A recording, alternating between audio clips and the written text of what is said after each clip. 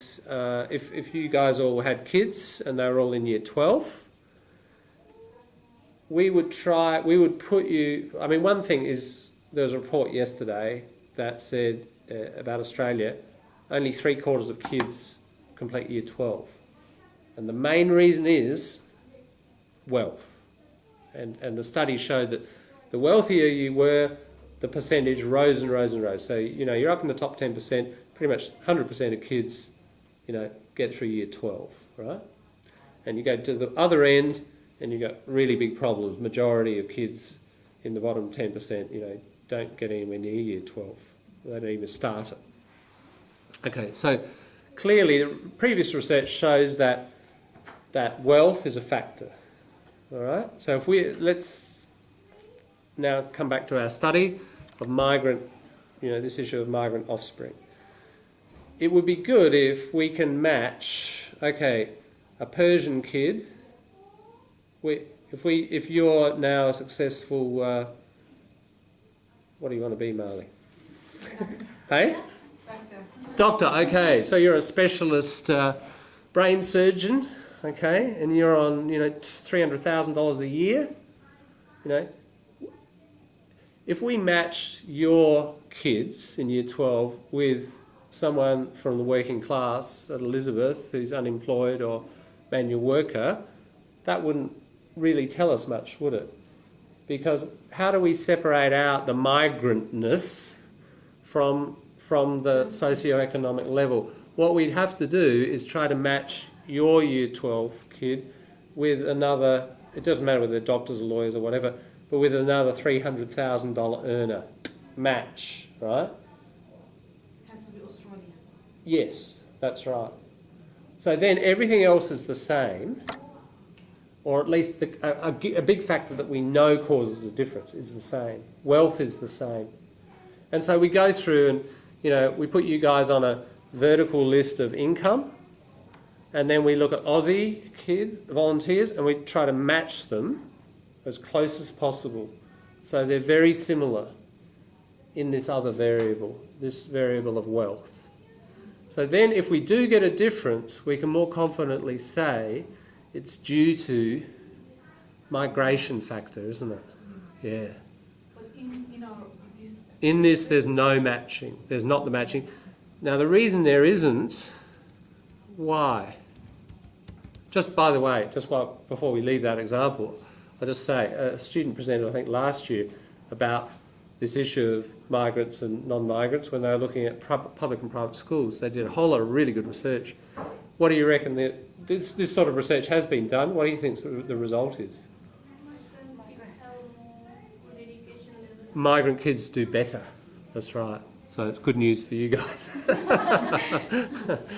Yeah, definitely. It's quite an increase. Migrant kids do. Because of the background education.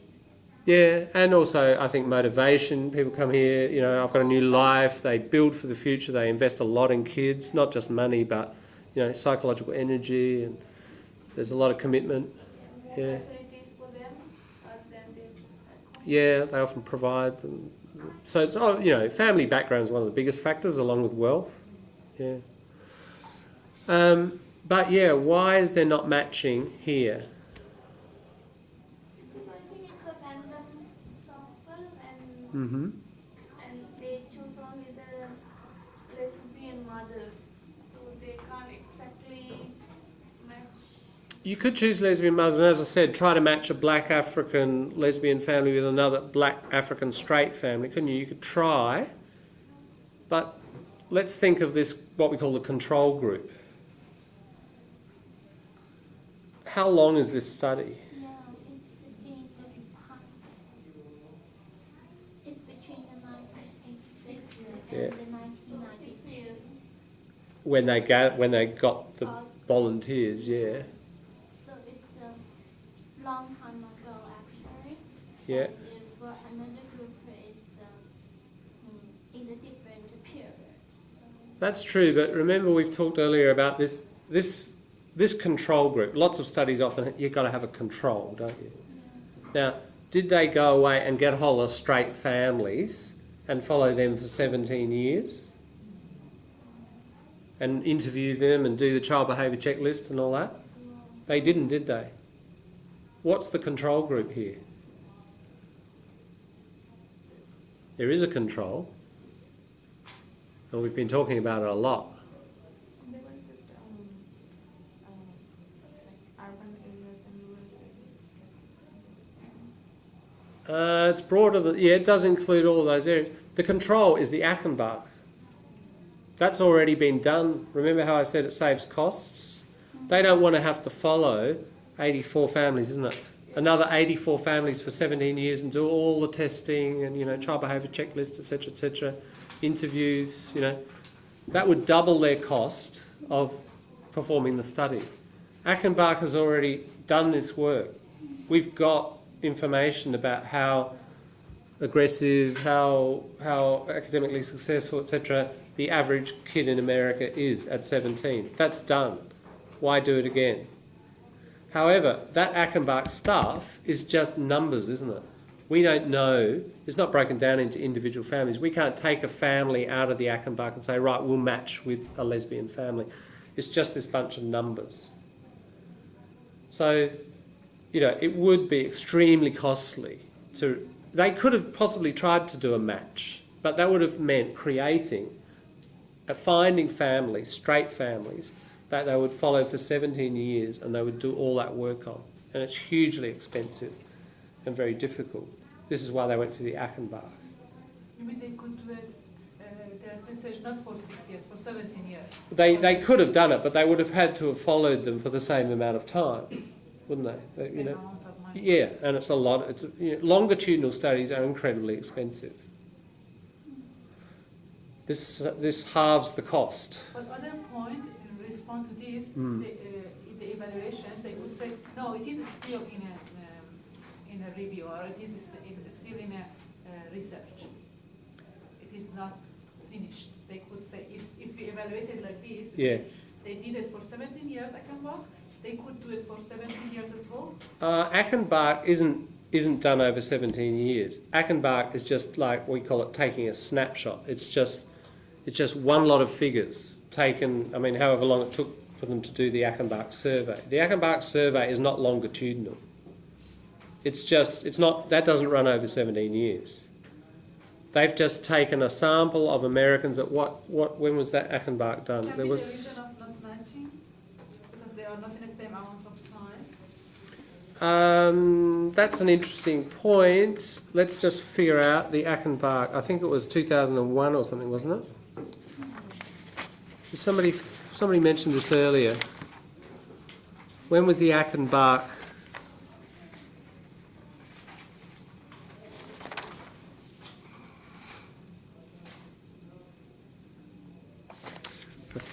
Where do they describe the Achenbach? Yeah, it's probably in there somewhere.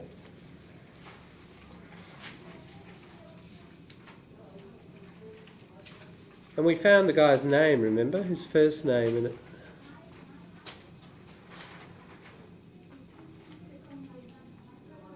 Second page, is it? Oh, yes, sir. Yeah, that's right, in table 1, isn't it? Is that the spot, Hitomi? Yeah. Just below the table 1. Yeah. And a small, Now it says 17-year-old raw data. Now that 17-year-old doesn't mean they studied people for 17 years. It means they tested 17-year-old people. What does raw data mean? Raw is when you, say they interviewed 1,000 adolescents, and they got score 63% for one, 72.8 for another, 43.6. All those thousands of figures from all the tests. That's the raw data. Just all the basic figures that you start doing your statistical tests with. Yeah, all the stuff you feed into the computer basically. That's the raw data. Yeah. Okay. 2001. There it is. 1 year. Yeah. 2001. Can you see that date? Achenbach.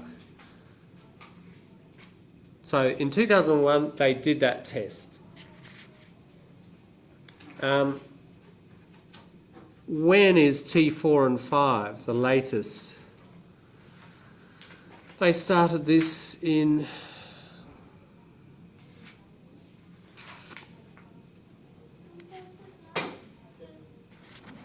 2009, is it? Right, for T5, right, yeah, that's right, because it's published in 2010. Yeah, okay, so T5 is 2009, right? Yeah. So there's 8 years difference. Here's a remote... So in other words, that Achenbach is just a sample, a snapshot in 2001 of how neurotic, aggressive, academically successful, sociable kids are. Okay, in 2009 you use the same results. All right, so in other words, it's not... So what you've got here, Marley, to answer your question, you've got a longitudinal study over 17 years, and they're testing kids against that, right? Against the Achenbach. So you've got a longitudinal against a non-longitudinal study. All right, that's your control.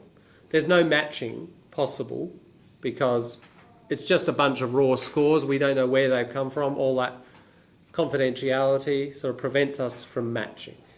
That's why there's no matching. Matching would be better, but you know, they're using the Achenbach, as I said, for the reasons that they don't want to set up a whole other control group to try to follow, double the cost, so they use the Achenbach. The problem with the Achenbach is we get these final figures, the average figures, but all that raw score stuff is in the background, and even then it's all confidential.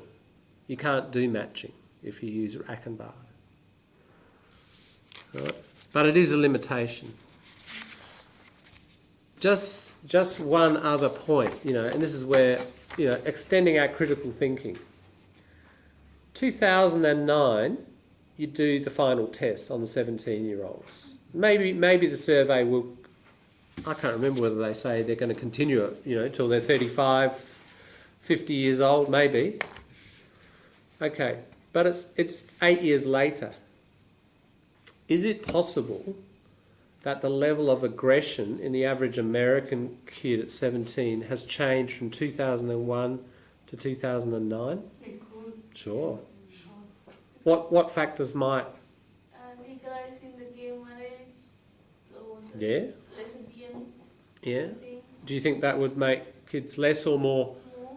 No, More? Why do you think more? It could. because some people in the society, they shy to go to society. They think people will hate them when they realize that they are. Yeah, so you're a teenager sort of thinking about this. Wouldn't that make them less neurotic? Because they're getting more accepted? I mean, this has in fact happened. There's been a massive change in the last 10 years in Australia and in the US. Probably more than any other social issue, there's been bigger changes in attitudes towards gay people and gay marriage. It would be the fastest changing social attitude. So gay people on average have a suicide rate of about 5 times higher due to these psychological stresses. If the culture accepts them more, probably suicide rate's going to go down, you know, aggression, problem behaviour, etc. might go down too. My point is, see you, Kate, that even, you know, we've got to consider this, there could be a change, couldn't there, over the years. Imagine this longitudinal study went on for 30 years. In 2030 or 40. Totally different culture, pretty different society. Could you use those old scores? It'd be getting less reliable, wouldn't it, the further on you go? Yeah. So that's a factor. You've got to consider your dates of what you're trying to... After a while, you're not comparing apples with apples anymore. In English, we say you're comparing apples and oranges. It gets too different. Probably not a huge factor. I mean, it's 8 years, but there'd be some wobble in it. We can't say how much. Obviously, the longer it goes on, the more inaccuracy. Yeah. Okay, just finishing off, we've got... Yeah, I just want to cover this bit because it's quite important for our critical analysis. Still this same question. They weren't matched. It does say they were drawn from the first wave planned lesbian families. First wave means, they'd never really appeared before in history, at least in US history. It's the first wave of lesbians who say, let's form a family. And so they're pretty, as it says, they tend to cluster around metropolitan areas, invisible lesbian communities. Where's the lesbian community in Adelaide, by the way? There's a very definite district. Semaphore. Yeah. Semaphore Road, if you know it, it's quite a lot of kind of interesting old buildings and shops, and it's got quite an arty kind of feel. It's an old working class area, but probably 20 years ago or more. Quite a few lefties kind of moved down there, and with that culture, of course, more accepting of different sexualities. A lot of feminists went there, and a lesbian community grew up around that area. Yeah, so some of those cafes are quite sort of overtly... yeah, near Port Adelaide there. Yeah. So, you get an area like that. That's probably where they kind of went to the bookshop and put an ad, So you tend to get these clusters, so it's not totally random, and this is what they're discussing. Recruiting was limited to the relatively small number of prospective mothers who felt safe enough to identify publicly as lesbians. So not only finding the lesbian people, but those who felt safe enough or had the economic resources to afford. Now, DI, what's that again? Thank you, Lita. Donor insemination, yeah, so like in vitro, not in vitro exactly, but yeah, artificial insemination. And in the internet area, they were connected, affiliated with the communities where the study was advertised. So again, not just lesbian, but quite particular lesbians who were quite active in their lesbian community, went to the lesbian bookshop, say. These are all introducing random factors. If it's in a bookshop and you go into a bookshop, well, how many people go into bookshops? Not everybody. More educated people tend to go into bookshops. That's likely to have an effect on the kids, isn't it? That they're going to be better with academic scores. That could be the thing that's affecting it, not whether they're lesbian or not. Yeah. So it's a can of worms. Remember that term? Can of worms. You open it up, all worms come out. Oh my God. All the problems. It does open up a can of worms. But this is what we have to think through. Okay, the big question is for our critical review, are these problems, are they so dominant and problematic that they cloud the result, to the point of that really we can say no new knowledge here? Or, despite this noise in the system, do you feel that the study is overall conducted well enough and the discussion done with sufficient sort of critical thinking and care to still produce a tentative result that could be useful? Tentative, this is like hedging. Tentative means cautious. So we could talk about a tentative result or a tentative conclusion. So it's not perfect, but it's cautiously possible. So this will be the question for you, and I'm going to leave it open, to you, ultimately, with your critical review to discuss this stuff. Can you repeat it again? This research... Yeah, overall, look, we have discussed some of the problems and some of the issues throughout this. We've tried to look at strengths and weaknesses as we go. Ultimately, the question is, do you think the discussion, the problems, do you think the problems overwhelm the results to the point they kind of cloud the results and disturb the variables so much that, we can't really conclude anything? Or do you think despite those limitations and difficulties, there's still sufficiently strong results and the design of the research and the way they've conducted their discussion, do you think there's some tentative results or conclusions that are still useful? Yeah? This is what you'll have to decide with your kind of independent critical thinking. All right, last one, 22. Is it? Yes. Implications in 5 areas. Number 22. Mohammed, go for it. Tell us I about was 22. expecting that. As I said, it's the Westies today. It's all the people on the west side.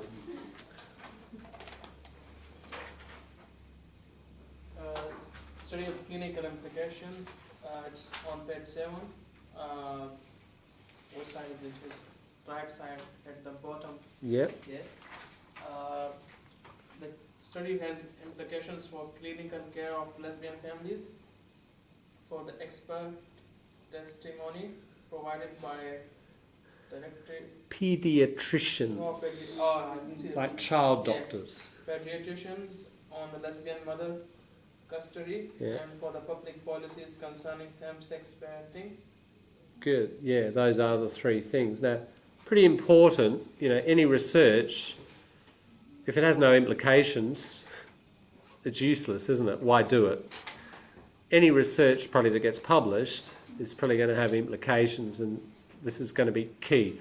When you're reading, it doesn't always have a title, implications, but as a critical reader you should be looking for this. And do you think, these are the correct are they the implications? Or have they got it right?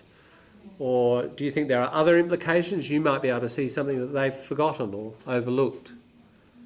In what way does it have implications for these 3 areas? If it has implications, it means before the study was done and after there's a difference. There should be a difference in these areas. How do you think it affects, say... People's attitude, change the society's attitude Yes? towards the lesbian families. Yeah. And those children who rear in Who are reared, it would be Who are a reared. passive. Yeah. who are reared in lesbian families, Yeah. or changing the policy. It's not so much those children who are changing the policy, it's more, okay, what does the result overall show? Does it show that kids who are brought up, if it is correct, if the study is reliable, does it show that growing up in a lesbian family is a problem? No. No. They're doing good. Yeah, that's right. They're doing pretty well. So, when it comes to deciding on, say, number 2, say an expert gets up, a paediatrician, remember, this is for paediatricians, isn't it? They're reading this. They might be called into a court case, a custody battle, and the dad says, don't give custody to my ex-wife. She's going off and forming a lesbian relationship. We know what happens there. Yeah.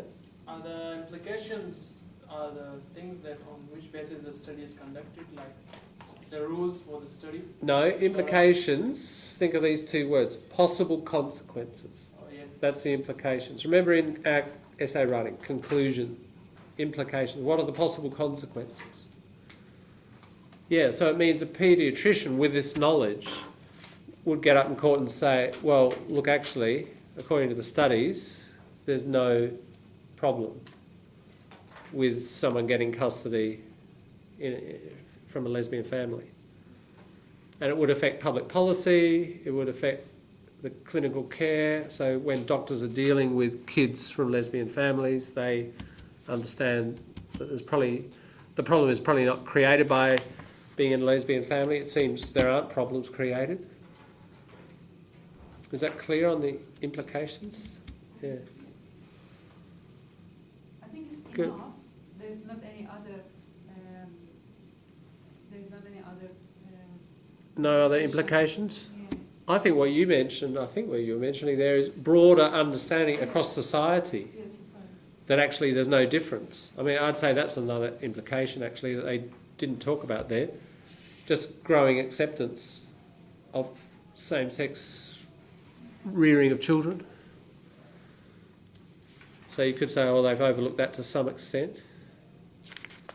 Yeah. That brings us to...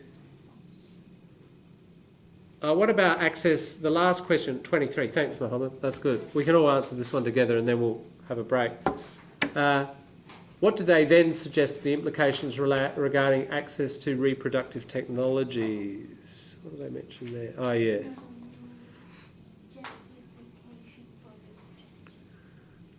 Access to. Yeah, now that's the line. Can you put it in your own words, Nancy? Very bottom of page 7, last couple of lines.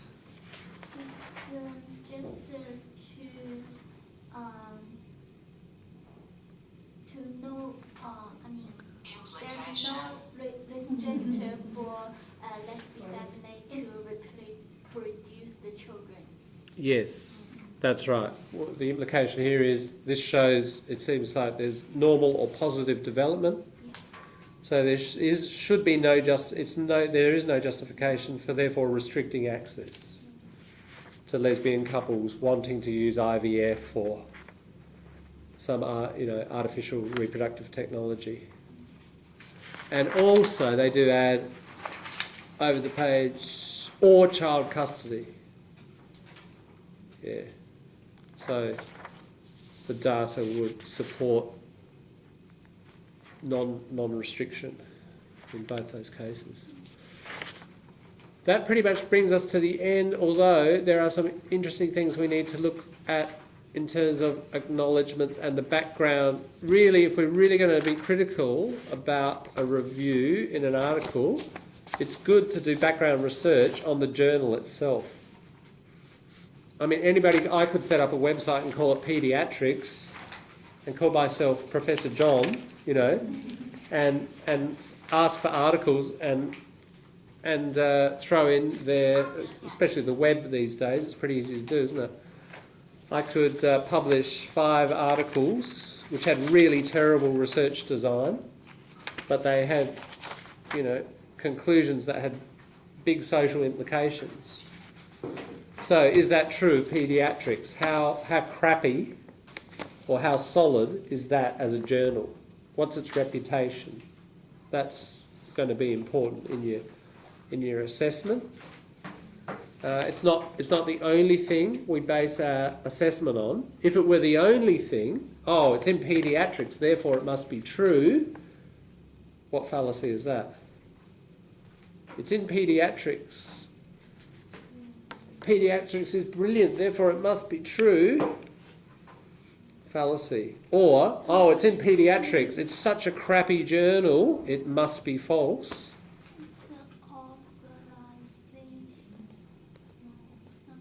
When we judge an argument purely on the source. I'll do a similar one that we've talked about. The Bible said it, therefore it's true. Or the Quran said it, therefore it's true. Or my mum said it, therefore it's true. Or Hitler said it, therefore it's false. What's this fallacy called? Genetic, isn't it? If we just, if we put all our judgment on, the reputation of the source, and we don't look at the argument and the research design, that's genetic fallacy. What we need to do is look at all the research design critically like we have done, and also include its reputation as a factor, but one of the many factors of 40 or 50 things that we consider. It's an important part. So tomorrow we'll start to explore the last 4 questions there, looking at the background. But we have now looked at the whole thing. We've combed our way through it pretty carefully, and I think as we've gone, sort of discussed its strengths and weaknesses. Any cloudiness in your understanding still? Question number 23. Yep. What do they then suggest of the implication regarding access to reproductive technology? What does it mean, the question? I don't understand the question. The question is really, what do they, the authors, suggest are the implications of this study in relation to whether lesbians should get access to 2 things, reproductive technology or child custody. So, Do you get the question? It's, you know, basically it says kids from lesbian families are do as well or even better than non-lesbian families. So the implications are, well, it doesn't do any harm, so they shouldn't be restricted in their access to reproductive technologies or child custody. Get it? They should have access. Yeah, they should have equal access. All right. Anything there? I think we've travelled through the whole document, right, fairly carefully.